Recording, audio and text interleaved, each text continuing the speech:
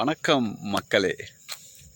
எத்தனை பேர் இளைய தளபதி விஜய் அவர்களோட இந்த எம்எல்ஏக்களுக்கு கார் என்பதை ஆதரிக்கிறீங்க, இல்லை எதிர்க்கிறீங்களா?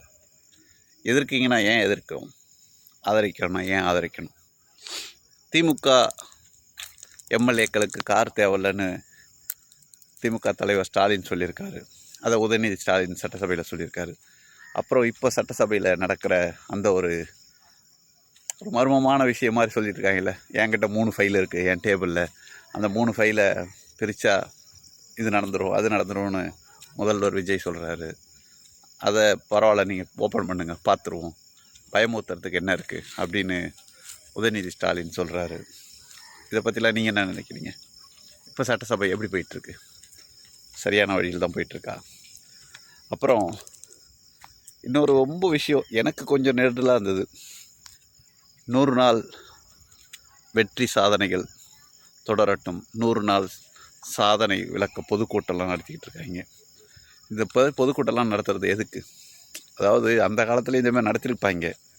அப்போல்லாம் இந்த மாதிரி சோஷியல் மீடியா கிடையாது, நியூஸ் மீடியா கிடையாது, பிரிண்ட் மீடியா மட்டும்தான், அதாவது செய்தித்தாள்கள் மட்டும்தான்.